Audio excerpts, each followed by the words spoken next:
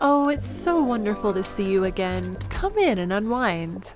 Welcome back to the Celestial Cafe, a podcast for the magical mind. So come, take a seat. Would you like something sweet? A star drop potion for the soul? Maybe an enchanted eclair as a treat? I just baked a batch of warm cookies with a dash of moonlight. I wonder what will happen if you take a little bite. Here is your bewitching beverage. Let each sip melt your worries away. It's time to open your mind. I wonder what magic awaits us today. Hello everyone, welcome back to the Celestial Cafe. Greetings, happy Monday for those listening, happy Thursday for us recording. Today we are meeting up, myself and Fuchsia, to talk about Tasseomancy, aka tea leaf reading, and just the magic of tea in general. We are both tea lovers. We have both read a tea leaf a time or two, so we felt prepared and excited enough to share our findings and our joy, our love of leaves and hot water together with all of you. And we figured since it's the Celestial Cafe, we talk a lot about the Celestial. It's probably really time to talk the cafe side about of the cafe things. part. Yeah, the Yeah. mundane part of the Celestial Cafe. Which just consists of taking in lots and lots and lots of hot beverages, it turns out. And snacks. And snacks. Oh, God. Yes. Lots of snacks. I almost brought a snack here, but I was like, you know what? Let's just stay focused and just have some tea today. But hello and welcome. It's nice to see everyone. If you're new here, cool. I'm glad to have you. Welcome. I think we all are. And welcome. That's awesome. I also want to take a moment to thank our patrons.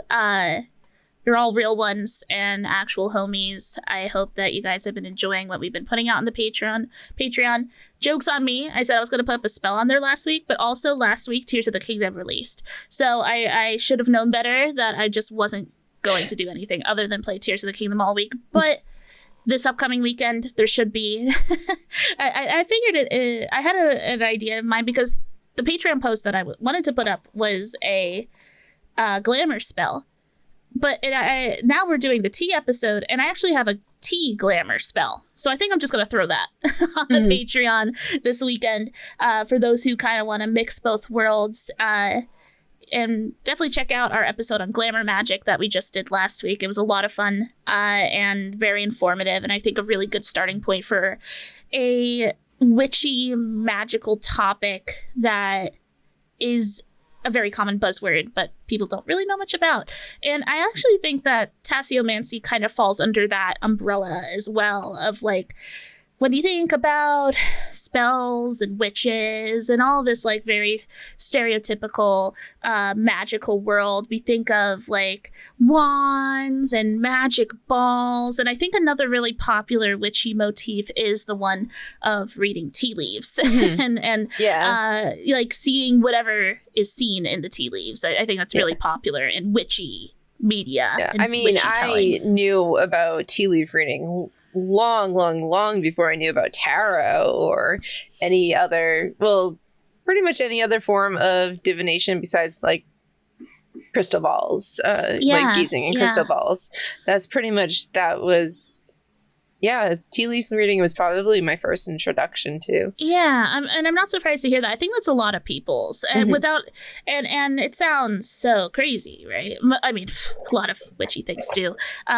Just being able to divine from tea leaves that from a strained cup of tea. But today we're going to be talking all about that, how that works, why it matters, why it's cool. And we also just want to talk about the magic of tea in and of itself, because I think that tea is amazing. I'm a big tea fan. And you are too, Fuchsia? You're a tea drinker? I have so much tea.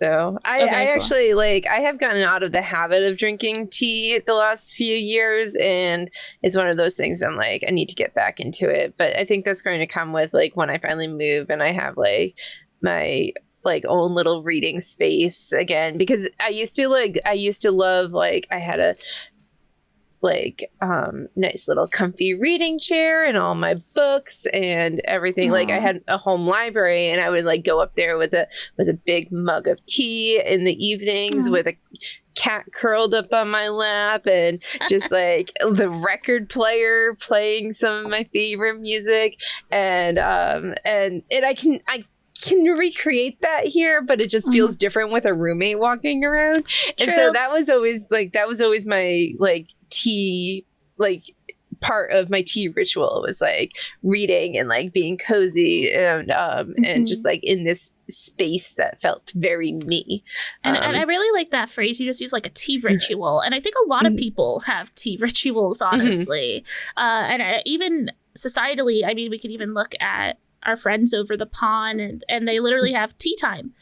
It's time for tea, and it's just this ritualistic thing, beverage that brings people together. It requires some patience. You have to let the tea steep, but you also can't be too impatient, or else you just have hot water with a whisper of tea. But if you wait too long, then it turns into a bitter, which may or may not be your fancy. It's not mine, at the very least. You can decorate tea with so many different ingredients. You got your sugars and your milks. And I don't know, tea is so simple yet intricate to create. And then you get even more intricate if you hand pick your herbs that you have in the tea. Yeah. I don't know. There's the Panthera talks about layering magic a lot. There's a lot of magic layering that happens with tea magic as well.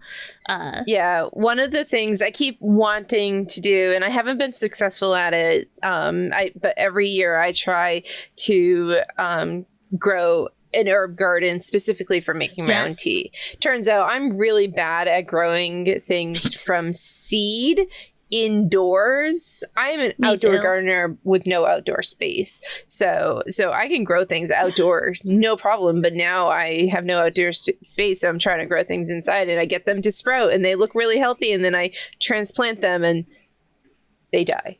Every single year, and every year I get a little closer to actually getting them to grow full, but I like, that's one of the things I want to do with my plant magic, is to have an herb garden to make my own teas. Me too, actually. That's I similarly can't garden, ? I think I'm the same way. I love outdoor gardening, where we just set up our cherry tomatoes and stuff last week, and that's so easy, right? It's just like, now I just check on you and I prune your whatevers and you grow. But man, growing herbs is tough. And it's a labor of love. I can't grow them from seed, and because I don't know, it takes a lot of extra work to grow them from seed. But like I have so many plants in my place that are like healthy, and I've got one right here. Whoa, plant time.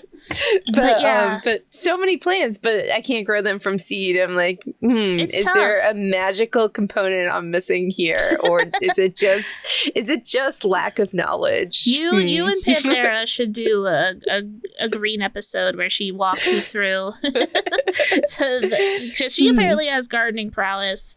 I certainly don't. But to think about tea, what does tea magic mean to us, I suppose, and how does it represent itself in our magical practice? I think we should start there, because I could look back when I started like really consciously starting to work in witchcraft, because of course so much of this podcast is us talking about like, wow, I've been doing this magical thing without even realizing it's magical.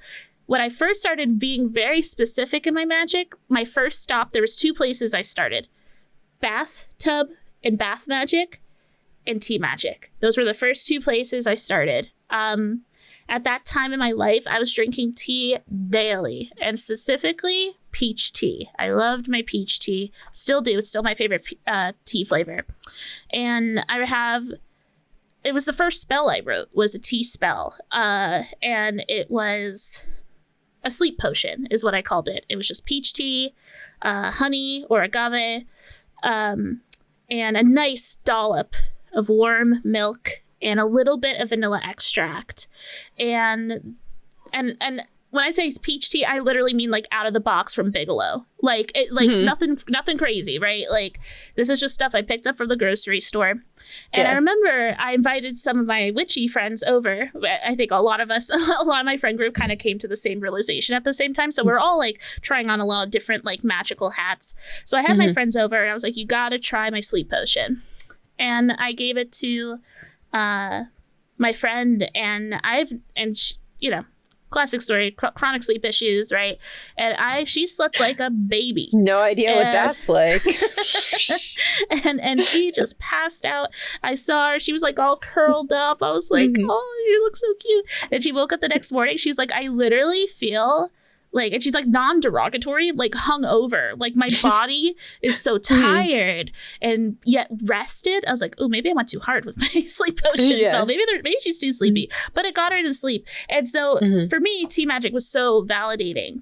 Magically for me, it was the first spell that I felt really got a result, not only from myself but from a loved one, which I think is the best type of magic that you could share. And ever since then, I have just loved working with there's so many aspects of tea, right? Because like I said, like the ingredients that are involved, but then the really easy one to start tapping into is like the healing properties of the tea itself. Is like, for example, like peppermint. You know, we use peppermint a lot with like tummy aches, depending upon your tummy issues, right?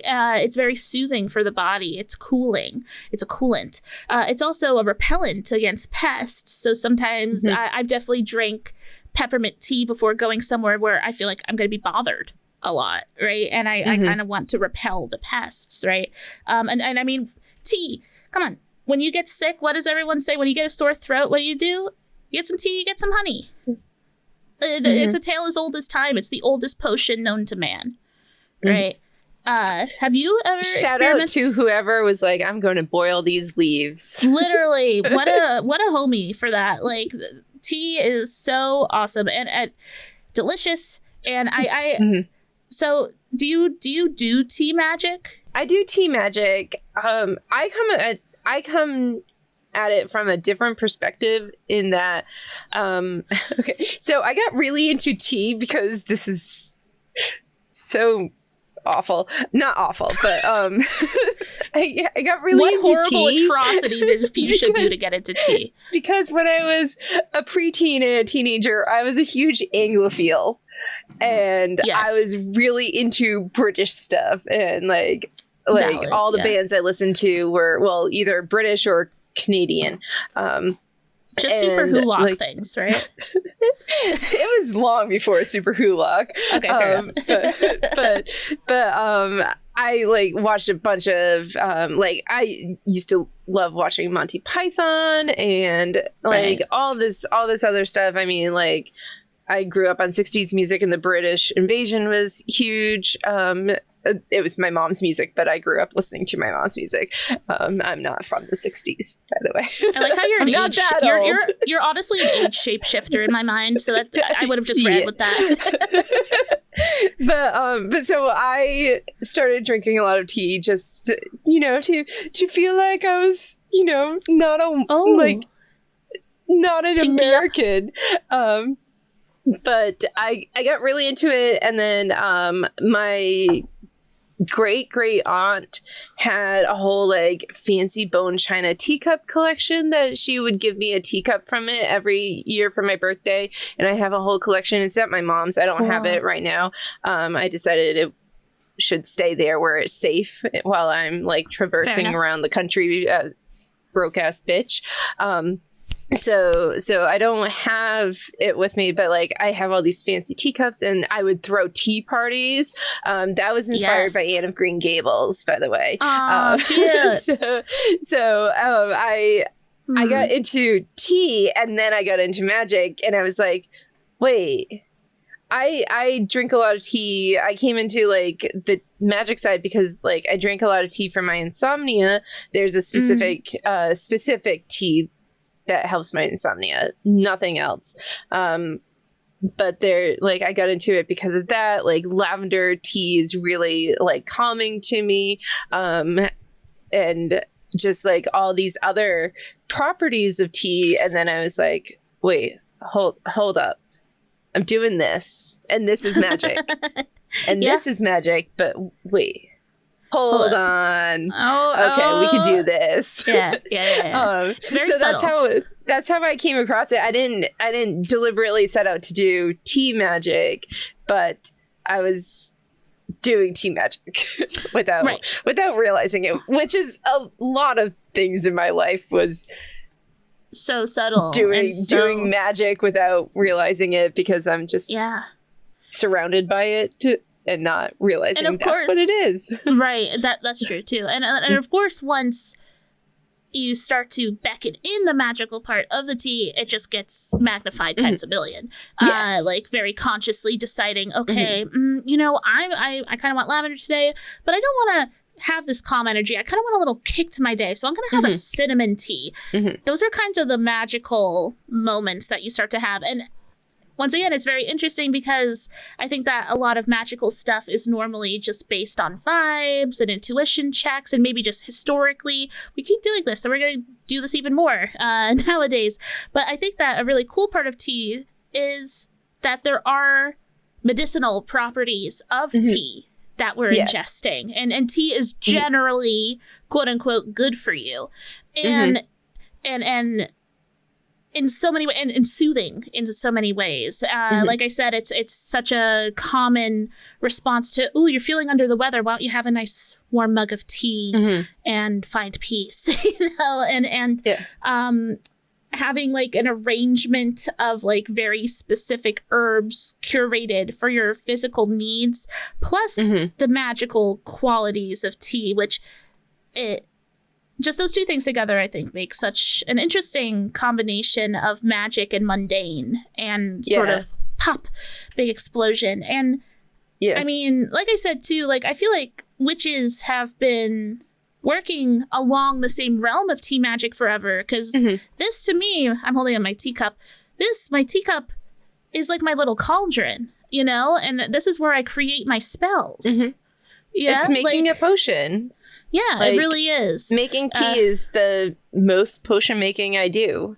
I make other potions sometimes, and I make oils and stuff, but like tea it's easy, it's clear cut, it's like you know what you're going to be doing with it. You're going to be ingesting it. You're going to be drinking it instead of just like, I'm going to make this, but when am I going to use it? How am I going to use it? Like where, like what purpose is it? Whereas tea is like, I'm gonna drink this, so it's not sitting on my shelf for months and months like a lot of the other things I make.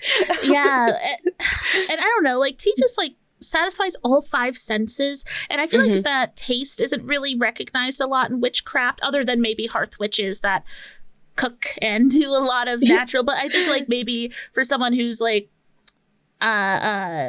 maybe not like aligned to a certain line of witchcraft, like it's nice that we got tea, because also I feel like ingesting magic is such like a different beast from sort of like waving it around you, and like to physically ingest, taste, swallow, have it go through your body, having your physical magic that you infuse do that, I just think is such a powerhouse. That's kind of the same idea I had with bath magic growing up.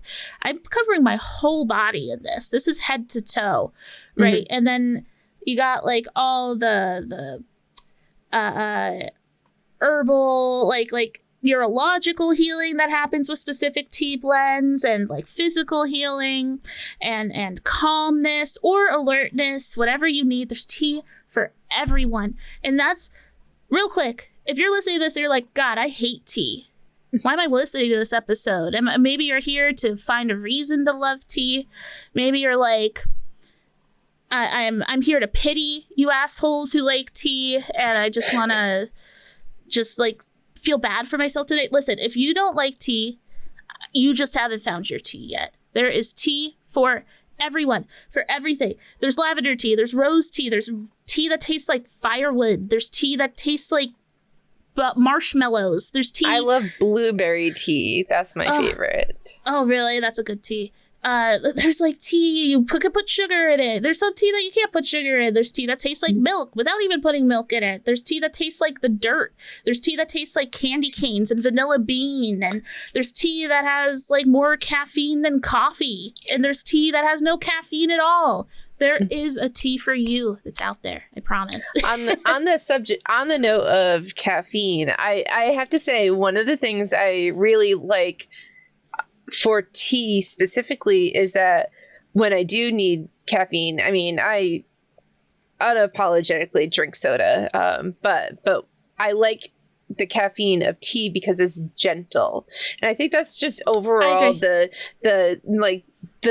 word I think of as a descriptor for tea is gentle. Like there can be teas that taste harsh and bitter, but their effects are always like because you're bringing it in and it's like warm and it's just slowly warming up your body and going through all of the veins in your body, and so it's just like a slow, gentle transition for everything. I feel like it's a full body experience for sure. And not only is it full body, but I feel like it activates all 4 elements.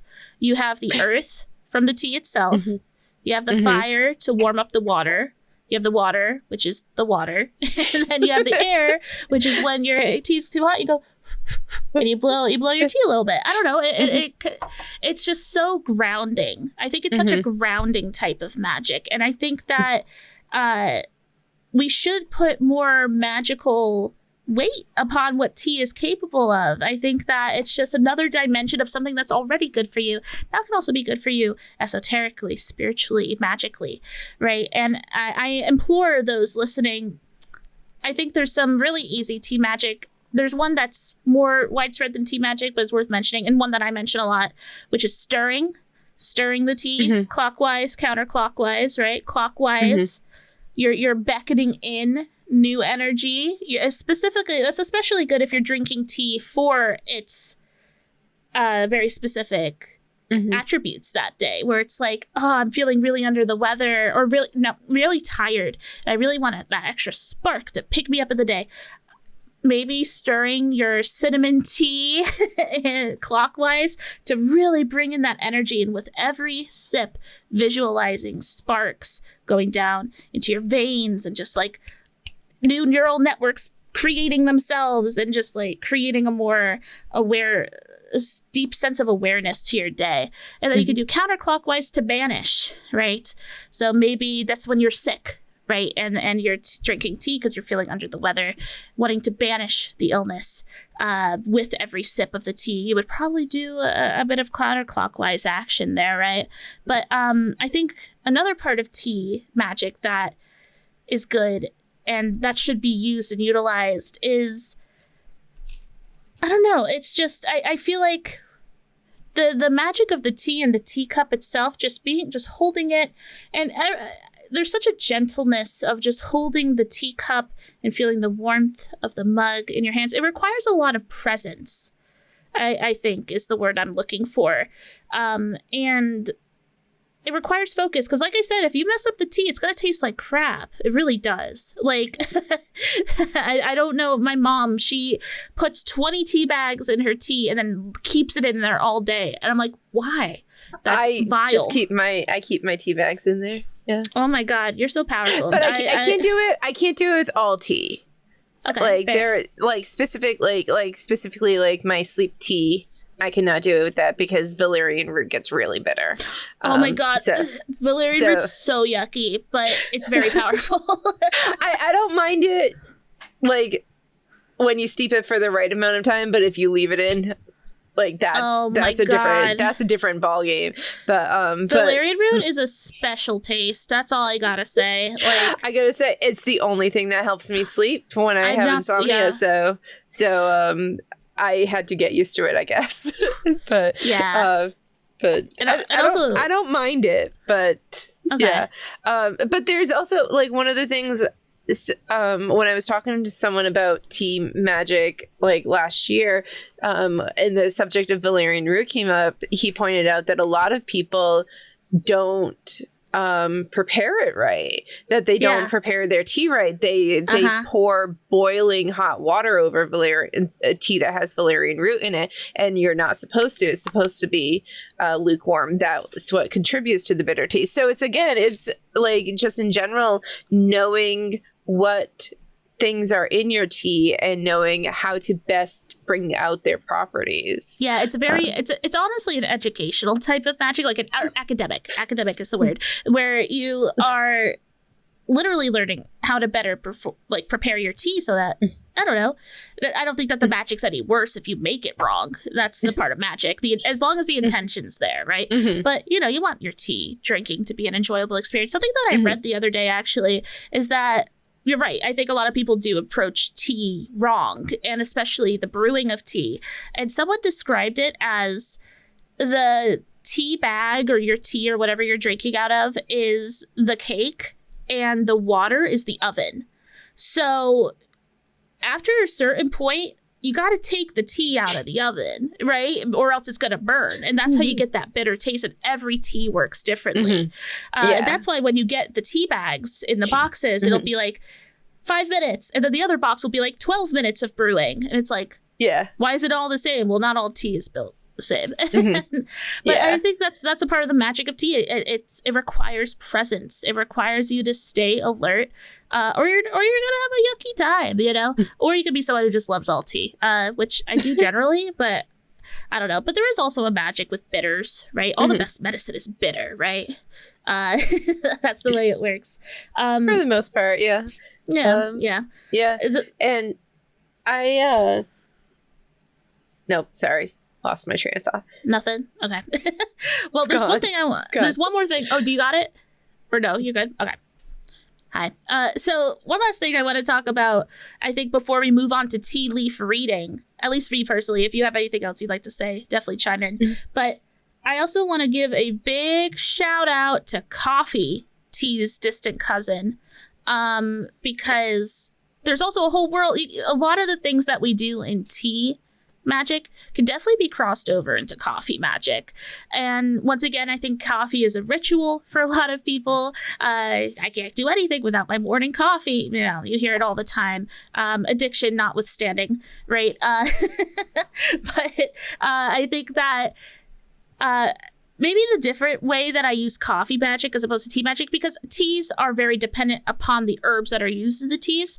Coffee in and of itself is an energizer. So I tend to use coffee magic more succinctly, like on days that I require fast movement energy, or if I need to get out of bed really fast, sort of like what normies use coffee for. But I don't know if I would use coffee to like chill out. You know what I mean? And like calm down for the day. Just like on a magical level. Maybe although some people do. I used to, but like it just doesn't make sense for me magically, right? Like there is a power, I think, with just everyone in the world using coffee to wake up, and then me just sort of tapping into that, even though it doesn't really do the same thing for me. Because I don't know, like I read some people with ADHD, like caffeine doesn't affect them. I'm definitely one of those people. So like I don't get like hyped up on coffee like a lot of other people do, or just more alert. You're the same way. At the very most, caffeine keeps me at a baseline of functional. Gotcha. Like, it never actually energizes me, and a lot of the time it can just put me right to sleep. Right. So. I'm pretty much the same way, but but like honestly with coffee, like it's the same but different. I just feel like coffee is like I feel like I'm gonna make a lot of people mad. Coffee's like the same as tea, but because you just put the grounds in the water, it's hot, and it's just so it's like, to me, in my little gremlin hobbit brain of madness, to me coffee is just like a branch off of tea magic. It's hot bean water instead of hot leaf water. Exactly. They're cousins. They're the same, two sides of the same coin, right? Just different associations. Whereas maybe I would use the average tea to chill and find presence, and coffee to get schmovin and get me focused and more alert, right? Just generally speaking, because we definitely don't have the time to go over every herb and like every sort of tea, right? But this is my invitation to you. If this is resonating, you're like, whoa, tea magic, I never even thought about doing this. Look at the teas in your tea drawer, see which ones immediately stick out to you, and then take some time to learn about the herbal, magical, and medicinal properties of the herbs in and of themselves. And also, it's worth mentioning, I probably should have mentioned this at the beginning, but not all teas are made equally for bodies. Like, there's some teas that are definitely not meant to be drank when you're pregnant and stuff. So please do your due diligence and study before ingesting anything like tea. Herbs, although subtle, are very powerful. They're very, very powerful hugs from Gaia. So just be responsible. And that's all I could ask, really. So what is one of your favorite teas, I guess, besides peach tea? Yeah, I do love peach tea. I drink a lot of lemon balm. Lemon balm, and that's just directly for my well-being. Like, I don't like the taste, but I really do treat tea like a potion. Like, I not gonna like this, but I know it's good for me. I know this is gonna heal me and make me feel better. Lemon balm definitely falls under that for me. I love peppermint teas. I'm not actually, I feel like peach is the odd man out. I'm not a fan of fruit teas other than peach tea. Oh, I love fruit teas, but not peach. Very interesting. What does this mean? I'm actually allergic to peach, but I didn't know that until like a year or two ago, and That's crazy. But I never liked peach. So. Oh my gosh, what about you? What teas do you like? So what I'm drinking right now is one of my absolute favorites. It's the Positive Energy tea from Yogi. That's a good one. Sweet tangerine. I think there's something else in it too. Maybe sweet orange tangerine. I love this one. This is one of those that's like good, like energy, like give me energy for the day. And also like good, positive mental energy. It's one of those, whenever I'm like grumpy for no reason, one of my friends is always like, drink your positive energy tea, and it always does the job. And I'm like, oh, I need you to tell me this every day. I go through boxes and boxes of this, but I love herbal fruit teas. I love fruit teas, like blueberry tea. I like black teas too. Peppermint tea, always good. I love mint. Controversial statement. No, I love mint. I'm a mint lover as well. I love mint. But mostly it's just like the calming teas, like even this gives me like, this is positive energy, but it's still very calming. It's very simple and smooth. Like it doesn't energize me, like we were saying. It doesn't like give me a burst of energy, but it like keeps me going, and I like that. But yeah, mostly like those are my big ones that I go through a lot. Oh, and obviously I love matcha. I drink a whole lot of matcha. You do? I do. That's my like coffee of choice, ? Like, because I think a lot of people replace coffee with matcha eventually. Because once again, I agree with you. Tea has a like, just like medically, like not even like magically, but like tea brings out the caffeine so much calmer than so much slow. Like it's just so much. It's not like I'm suddenly hit with a brick wall of caffeine like I am with coffee. Or I guess normies are. I speak as if I know this, but I've heard it my whole life where people are like, "Oh, coffee is just I'm awake." Excuse me, but with tea, it's like so much more subtle, and you know me, I love the subtle magics. Like it's just the best. But yeah, I love matcha. I love London fogs. I like dessert teas as well. I like tea that tastes like birthday cake. You know what I mean? Like I'm here to have a good time with my tea. That's all I can say. But I think this brings us to the very cool part. What is Tasseomancy, I guess? What is Tasseomancy? So I talked a whole bunch about tea leaf or tea itself would you like to talk a little bit about Tasseomancy? Yeah, so Tasseomancy is reading tea leaves. It's the act of divination using tea. So I wanted to make a note about the distinction or lack of between divination and fortune telling, because tea reading is usually seen as fortune telling, whereas like tarot is seen as divination. And I know Dukes and I kind of see fortune telling as under the umbrella of divination, but it's like a little more specific. And the way I had specifically tea reading fortune telling it like taught to me was that like some things are set in stone, like some things the what is it, the strings of fate, like some things are going to happen, and how we get there and how it plays out is not up, like is not set in stone, but some things are set in stone. So the act we have like checkpoints, but everything in between is a little fuzzy.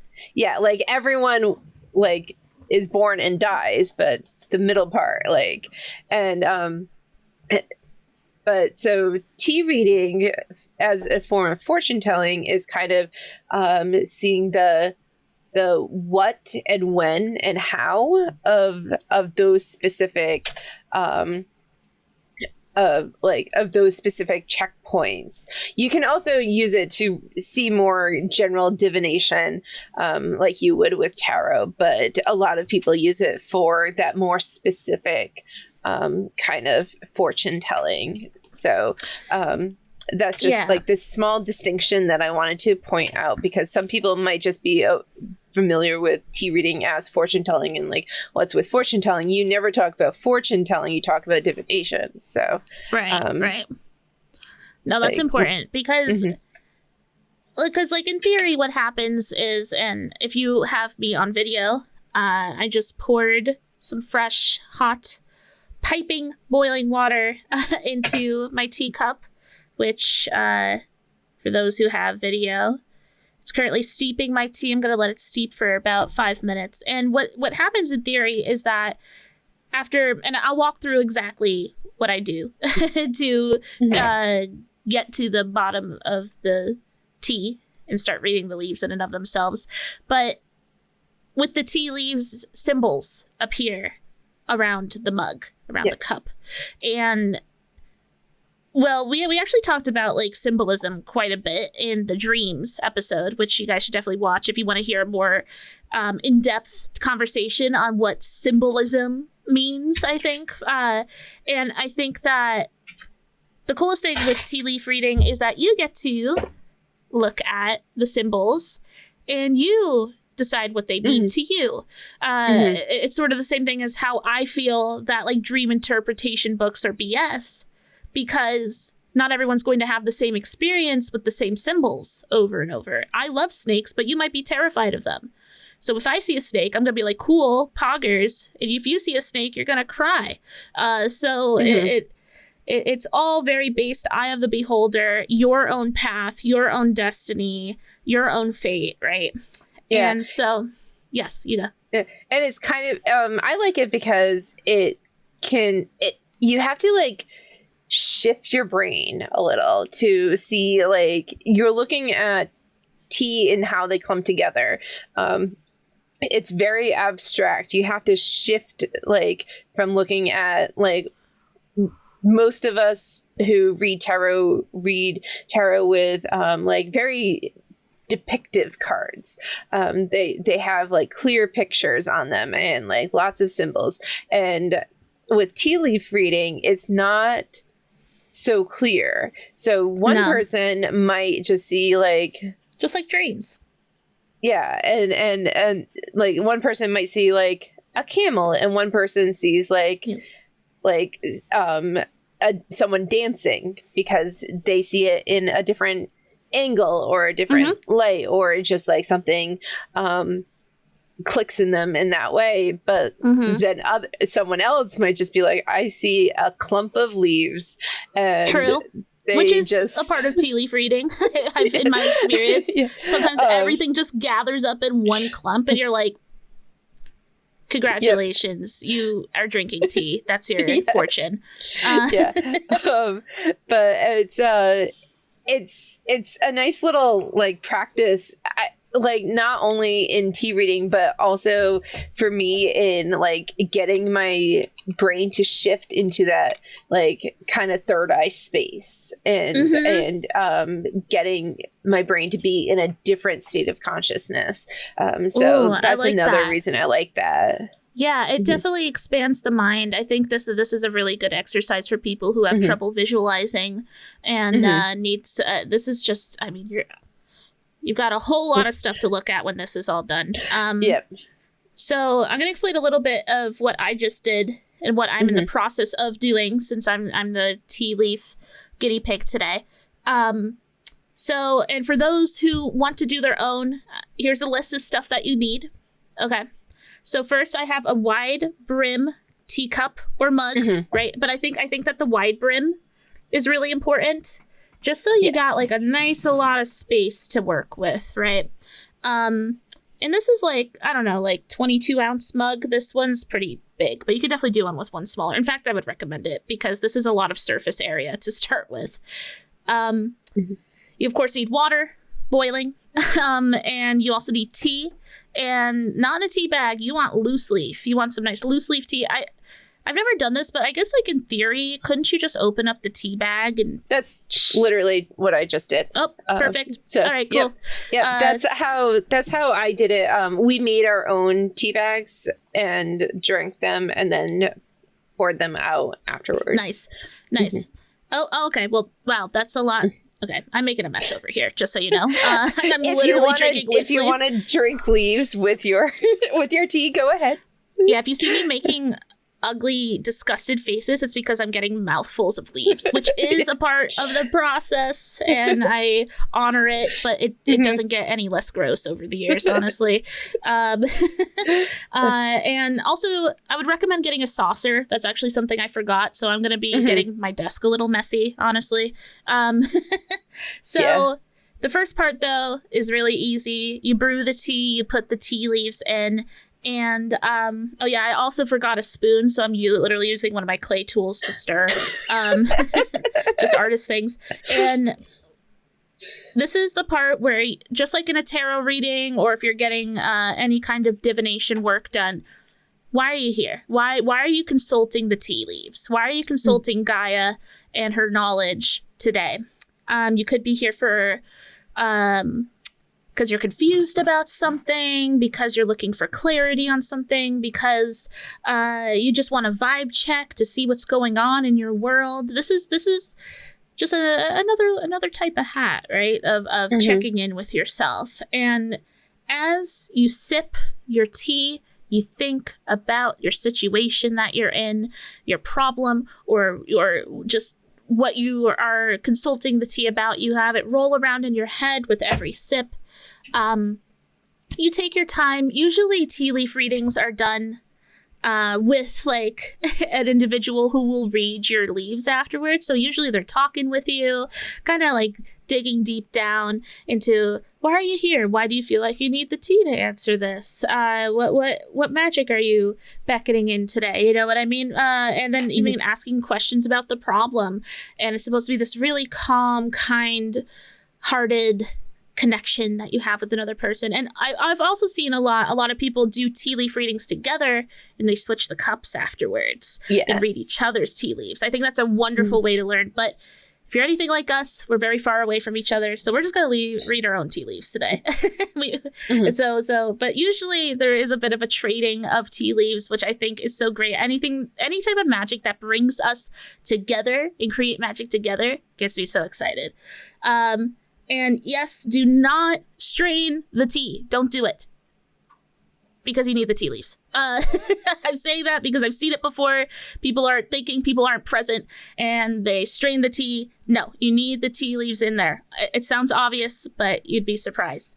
And yeah, try not to swallow the leaves, by the way. Like, It's gonna happen, but try not to. You want as much knowledge as you can in this process. But if you do, then that's what the fates wanted you to. Yeah, you wanted. They didn't want you to get that message. Yeah, you want some rose petals in you or something. Oh, and by the way, so the tea that I'm using right now is called Unicorn Brew. There it is, by some place called Anita Apothecary. They're on Etsy, I believe. It's a tea party blend. Organic blend of strawberry leaf, hibiscus flowers, roses, and non-GMO, kosher certified sprinkles and edible gold stars. So I got some fun stuff in my tea, actually. That's just more than the average leaf. So, and you can get creative with that, right? I already see one of the stars on the side of the mug over here. So let's say that you're getting to the end of your tea experience. I'm going to try to chug mine a little faster.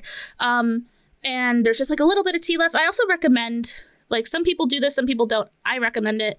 As you're drinking the tea, kind of swirl your tea leaves around, try to get a nice area of effect happening here. and because if not, you might just end up with a clump at the bottom. And you want to give as much movement as possible to the tea sipping experience. What I was taught, and I wonder if you were taught differently, this is where the ritual part, I think, kind of comes in, right? Where I was taught that you then take your mug once, there's barely any tea left, if not nothing. You flip it over onto your saucer. You spin it 3 times. That's what I was taught. And then I was not taught that. Okay. You do whatever you want. That's just what I was taught. And then you flip it over and you begin to read. You want to, for that part, you want to have a tiny bit of water left in it. A little bit? Okay. So that the tea can swirl around and also come out, not like, so some of it can come out. So it's not all just a clump. That makes sense. At least in my experience. And I think another common question is, okay, cool, I got a bunch of leaves in my mug. What the hell does any of this mean other than obvious symbolism? Because, you're going to see things like, I don't know, like moons. And then it's like, oh, lunar energy. Or you're going to see the letter J. And you're like, oh my God, Uncle Jesse just talked to me yesterday. And you know what I mean? Like those things are Uncle obvious. Jesse? Yeah, the Uncle Jesse reached out to you and talked to you yesterday. Or there's going to be like a cross. And you're like, oh, protection. Or, you might have some trauma. You'll be like, that's scary. I don't want to see a cross. You know what I mean? So that part's easy. But what about the placement of the leaves in the teacup? Do you have any insight on that? So there's a few different things that I look for. So first is I hold it with the handle facing to me. So things that are closer to the handle are more important to me, and things that are closer, that are opposite, are less important. But then there's also as things that are moving up the side of the cup are on their way towards me. They're coming faster, whereas other things might be taking a lot longer time. They might be out of reach. And then there's also that you can divide it by the 4 elements. So some people do a cross, and depending on, there's a couple different ways that people do elements. So I know how I was taught the elements is different than what's the most common way. So take that with however you interpret the elements. But I was taught air above, air is north, earth is south, east is fire, and west is water. Yeah, I think I've been taught similarly. But I know other people were taught very different, and Your fire is west, and because the sun sets in the west, or these different things. So divide it on do it an X and divide it by however you see the elements, and then look for, when you're looking at the symbols in the cup, see what falls into what quadrant and kind of how it relates to your feelings about that element and that symbolism that you're seeing. So yeah, the placement of things is very important. And then like when things are clumped together, like you can sometimes see like multiple symbols like very close together, they might be really tied together, and whereas other things might be spread out a lot more. That's cool, the elements thing. I never thought about that. I also never thought about having the handle close to you, which is also close to the heart. That's really cool. That's a good idea. I just held it in my dominant hand. That's what I do. And once again, like, this is just what we do. Like, as with all magic, you might be like, wow, that sounds super dumb. I want the handle facing away from me. Cool. You got it. It is your path, right? But I think that what I do is, so I actually just thought about this earlier. I've never done this, but this could also be kind of like an astrology chart, right? Like where like this is split up in the different houses. You kind of have to use your mental mind map to figure that out. The 12 pizza slices, but you could do that. What I usually do is, if a lot of things at the bottom of the cup is like, what word do I even want to use here? It's like, this is stuff that I'm like obsessing over. Like, this is the stuff that's like really taking up a lot of mind space. And as it sort of zooms out, and I sort of like take a big step back and start looking at around the rim of the mug and stuff, this is like more important things, like that I may be getting distracted by what's at the bottom of the mug. So I do things like by order of importance when it comes to tea leaf reading. Like, okay, you're really caught up in what's at the bottom of the mug when you should be looking at what's around the mug, right? More big picture. I also like to do time-based stuff with tea leaf readings, where it's like I look at it like a clock, or like a calendar, like where the top is January and then it goes all the way around to December. I used to do like year ahead tea leaf readings for myself, and that's how I would do it. But honestly, play around. This is so playful. As long as you're having fun, that's all that matters. Let me take this last sip, and then I can do the flippy over part.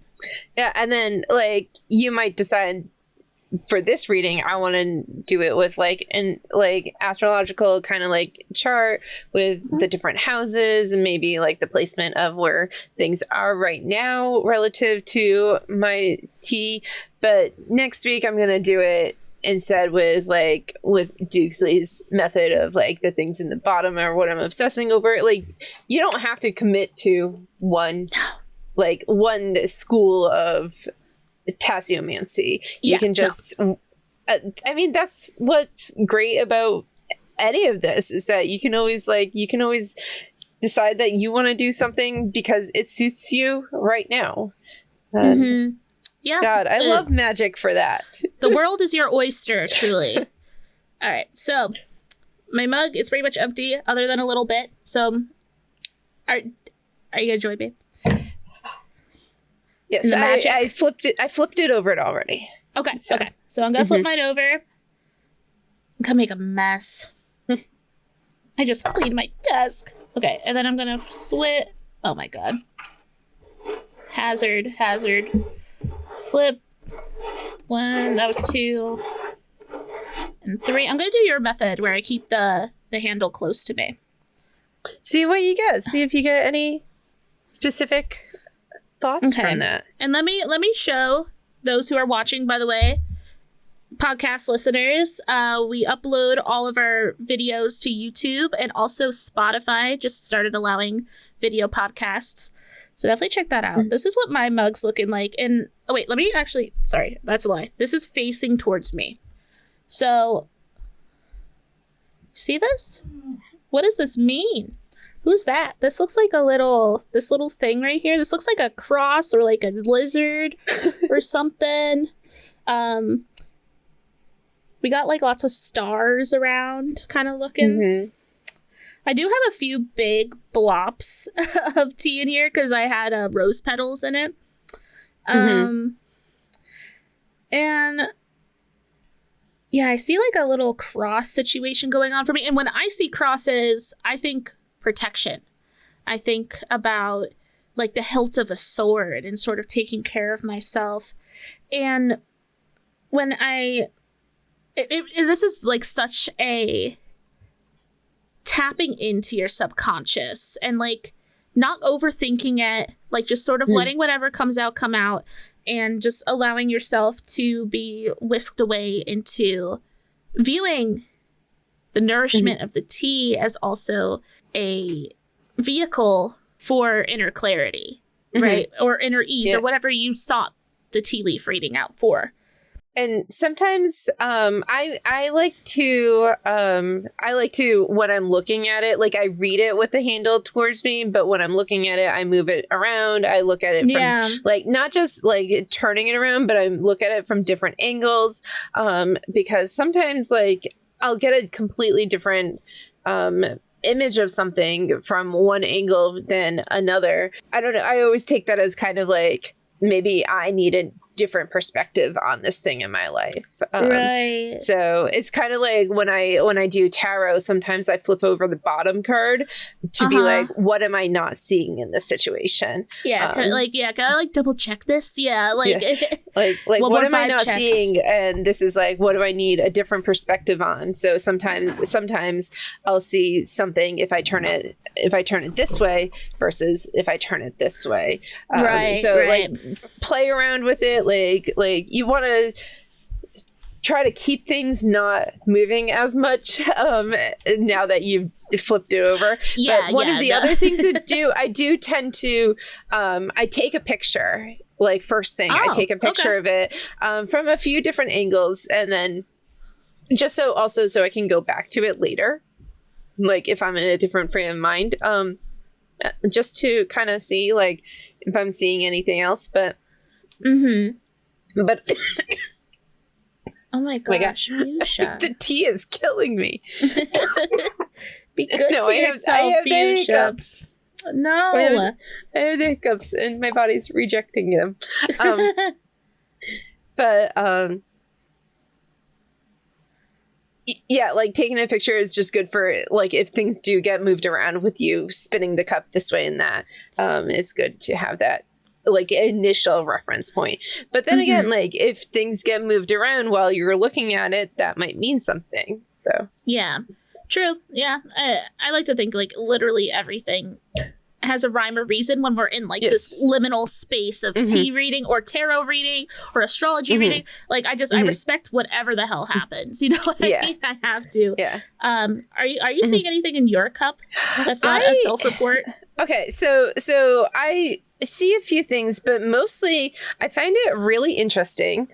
So here's my handle, and everything is on the opposite side. Everything's on here, and like almost nothing's here. I don't really have any clumps. I see a few things, but I don't have a whole lot of clumps. And I do think part of that is because I use commercially processed tea, whereas like when I make it myself and I have like twigs and stuff in it, like mine, this is a there's more like freedom for images. But I see images, but mostly I see like everything's like away from me, and even on the bottom of the cup, everything is on the opposite side of the bottom rim, which kind of like really speaks to right now, like I'm in a holding pattern kind of again, as I am every summer because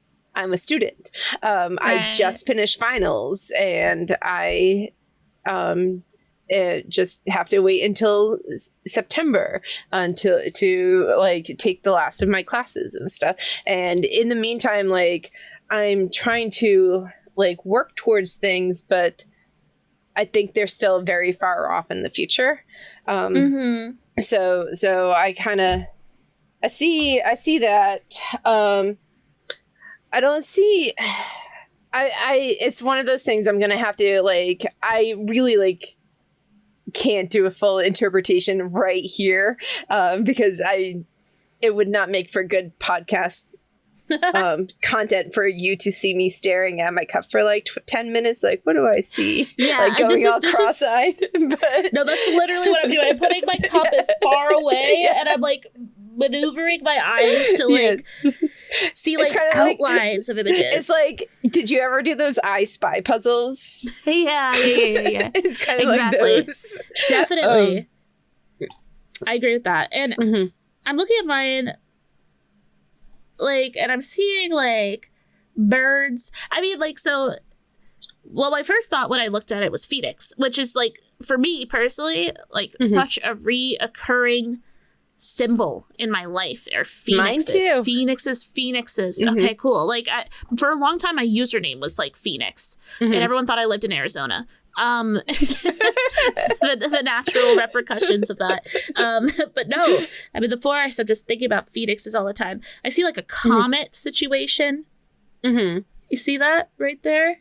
Yeah. We got a little bit of a comet going on here. Shooting star, making wishes. That's directly like in front of me with my, like, I have full, it is right there. You know, and then I have like the phoenix imagery over on the left side. And I don't know. Ever since I said the astrology thing, I'm definitely thinking of this like a chart. Yeah, and like that's like the phoenix is kind of on my 12th house, first house cusp situation. And the comet is in my 10th house for sure, which definitely lines up. I am really thinking like long term and about like my career, like about like what I want to do with my life. So that aligns.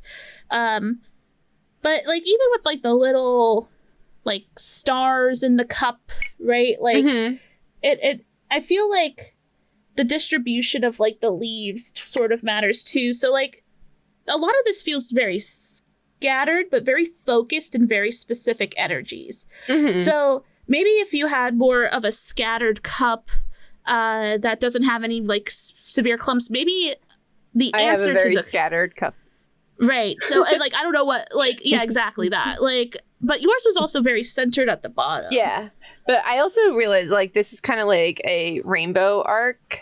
And I was like because this is the bottom, so I was like, right, yeah. Oh, that's so kind of like an arch going over everything. Better like, days to come. Like sure, everything's gonna take a while, but it's gonna be great, kind of thing. I feel like you're like the master of receiving that message. I feel like in every type of divination that you go through, it's almost like it's a recurring theme in my life.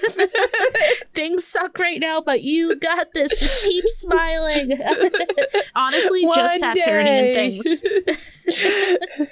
Honestly, too, and especially because you're Pluto dominant too. Pluto and Saturn dominant. You're just hanging in there for dear life at all times. Honestly, affectionate.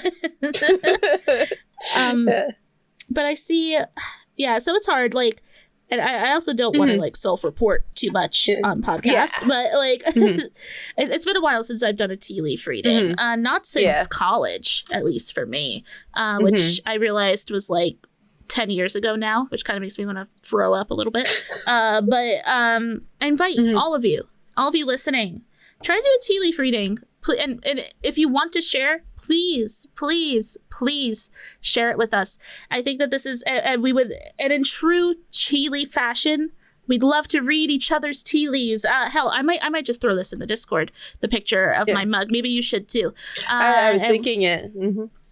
Fabulous. Yeah. So maybe on Monday we'll throw up our tea leaf reading pictures into the Discord, which, by the way, you can find our Discord on our website, which is celestialcafe.org. In fact, that's where you're going to find all of our social media. We're on Twitter. We're on Instagram. Are we active? Maybe not, but you should still check us out and say hi. And we're also on YouTube. As previously mentioned, we upload all our episodes there. And we're thinking about expanding and doing some shorts and stuff. So please check us out. Come say hi. And please, if you decide to do a tea leaf reading, share it with us on our Discord or on social media of all kinds. Send it to our Twitter.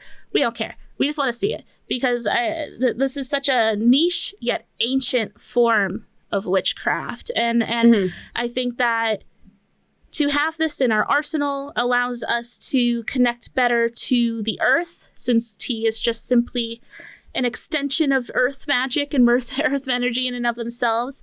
And then when you get into the magic of the tea leaf reading itself, it requires some intuition and some creativity. Yes. And it's really interesting sort of marrying the grounding earthiness of tea to the very heady thinking outside of the box of the tea leaf reading. And honestly, just trust your intuition. If you see what you see, what can we say about that, right? Mm-hmm. And this is your truth right here. The truth is in the teacup, it turns out. But I think that's it for us today. Is there anything you'd like to add? You're good? I guess I just wanted to mention if the thought of reading this from a blank cup intimidates you, there are tea reading cups specifically. The one that I really like is called the Cup of Destiny, and so it has basically a map on the inside of the cup so that you can see this fell in this quadrant and this is over here. So that's something that you could check out if you are interested. I don't personally use it, but I have used it a couple of times at the witchcraft shop. And so that's a really good beginner tool if just sitting down and trying to look abstractly at a blank cup is intimidating to you. True. That's very true. I think that at first glance, you're just like, what the hell? And I think that having those bookmarks of this is in the star area, this is in the sun area, this is in their future or in your past area. You know what I mean? I agree with that. I think that's actually so cool for beginners. And I'm glad that those are more widespread than ever before now. But I think that's it for us today. That's all I got to say, at least. Thank you, Fuchsia, for joining me. This was a lot of fun. And once again, like all episodes are, long overdue. we're just so excited. List. We need to get through it, but we can only get through it one at a time. I know, once a week. That's all we got. But thank you all for listening. Next episode should be another full moon episode, which I believe is the first time we're announcing this. It's actually going to be our last full moon episode, and we're going to be announcing a bit of a change to how we're planning on doing full moon episodes in the future. So look forward to that. It will be a full moon in Sagittarius. Cool. So we'll talk about that. And once again, please check out our social medias. Everything can be found at celestialcafe.org. And I don't know. Is that it? Anything you want to shout out? You good? No? Okay. Nope. I'm good. I've sold out of candles. So wow. Good for you. Aside from my gemstone candles, but all my regular candles. So thank you everyone who's bought candles. Now I need to buy more wax.